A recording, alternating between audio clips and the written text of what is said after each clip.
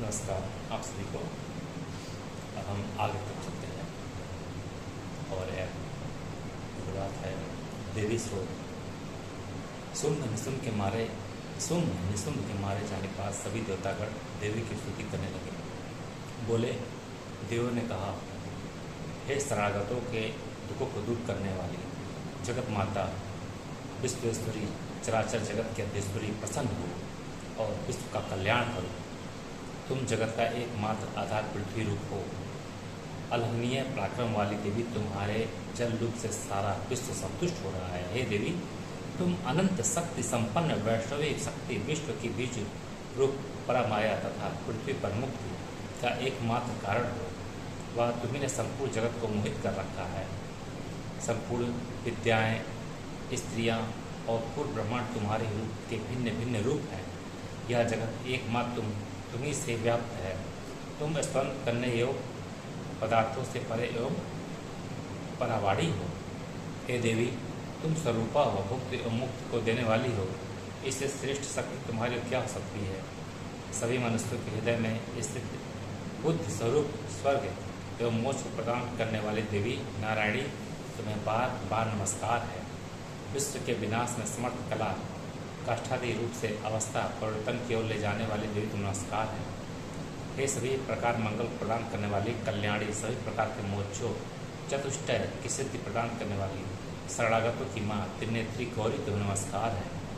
सृष्टि की स्थितियाँ विनाश की शक्ति स्वरूपा सनातनी गुणाश्रय गुणमय, हे नारायणी तुम्हें नमस्कार है।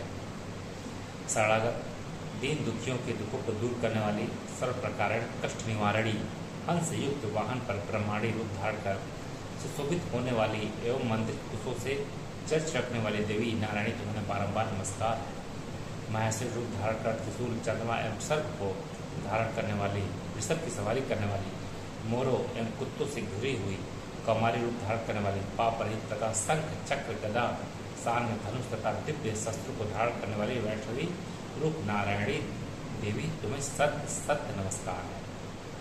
महाचक्र को धारण करने वाली एवं दांतों पर वराह रूप धारण कर पृथ्वी उठाने वाली कल्याणी, नृसिंह रूप धारण कर दैत्यों के विनाश के लिए सब समय तैयार एवं तीनों लोगों की रक्षा में निरंतर व्यस्त एवं नमस्कार है। सहस्त्र नयनों से युक्त कांतिमती दासुर के प्राणों को हरण करने वाली किरीट एवं महावज्र को धारण करने वाली देवी को नमस्कार है। शिवदूती रूप धारण करके दैत्य एवं उनके विशाल सेना को नष्ट करने वाली, विशाल दाढ़ों के कारण भयंकर मुख वाली, मुंडमाला से युक्त मुंडमालिनी चामुंडा देवी तुम्हें बारंबार नमस्कार है। लक्ष्मी, लज्जा, महाविद्या, श्रद्धा, पुष्टि, स्वधा, ध्रुवा, महारात्रि, महामाया, मेधा, सरस्वती, वरा, भूति, वाभ्रवी, तामसी, नियंता, ईसा देवी नारायणी तुम प्रसन्न हो, तुम्हें नमस्कार है। चारों दिशाओं में व्याप्त हाथ, पैर, आँख, सिर, मुख, कान, नाक वाली सर्वस्वरूपा सर्वेश्वरी सर्वशक्ति संपन्न देवी दुर्गे, तुम मुझे सब प्रकार से भय मुक्त करो, तुम्हें नमस्कार है। हे कात्यायनी, तीन नेत्रों से शोभित सौम्य मुख वाली देवी, सभी प्रकार के भय से मेरी रक्षा करो। विद्या, संपूर्ण शास्त्र, ज्ञान दीप, वेदों के आदि वाक्यों से पूर्ण होते हुए भी हे देवी, महाअंधकार में ममता रूपी गड्ढे से तुम्हारे सिवा और कौन रक्षा करने वाला है। जहाँ के भयंकर राक्षस, सर्प, शत्रु, चोरों का समूह, भीषण दावा नल हो, वहाँ तथा समुद्र के बीच में भी हे देवी तुम रक्षा करने वाली हो। हे देवी, तुम विश्व पालन करता विश्वेश्वरी हो, विश्व को धारण करने वाली विश्वासनिका हो, भगवान विश्वेश्वर की पूजनीय हो तथा नम्रता पूर्वक भक्ति करने वाले ब्रह्मा जी भी तुम्हारे आश्रय हैं। हे देवी, तुमने जिस प्रकार असुरों से रक्षा की, उसी प्रकार शत्रुओं के भय से संपूर्ण विश्व के पापों के फल स्वरूप उत्पन्न महामारी को व उपद्रव को शांत करो। हे विश्व कष्ट निवारणी, तीनों लोगों को पूजनीय देवी, प्रसन्न होकर सभी को शुभ वरदान दो। श्री देवी ने कहा, हे देवताओं, विश्व के कल्याण हेतु तुम जिस वर की अभिलाषा करते हो उसे सहर्ष प्रकट करो, उस वर को मैं अवश्य दूंगी। देवताओं ने कहा, हे अखिलेश्वरी, तुम तीनों लोगों को घोर आपदाओं से मुक्त करो तथा शत्रुओं का नाश करो, हम आपसे यही वर मांगते हैं। देवी ने देवताओं से कहा कि वैवस्वत मनवंतर के 28वें युग में शुंभ निशुंभ नामक दो दैत्य उत्पन्न होंगे। उस समय मैं यशोदा कुल में यशोदा के गर्भ से उत्पन्न होकर विंध्याचल पर्वत पर निवास कर उन राक्षसों को नष्ट करूंगी। उसके बाद भयंकर रूप धारण करके विप्रचित नामक राक्षस को नष्ट करूंगी। विप्रचित नामक दानव के रक्त को पान करने से मेरी दंत पंक्तियाँ कुसुम के समान लाल रंग की हो जाएंगी। तब स्वर्ग के में देवगण तथा मृत लोग में मनुष्य मुझे रक्त दंडिका कहकर स्तुति करेंगे। पृथ्वी पर 100 वर्षों तक अनावृष्ट काल रहने पर देवताओं एवं मुनियों द्वारा स्तुति किए जाने के पश्चात पृथ्वी पर मैं अयोनिजा रूप में अवतार धारण करूंगी।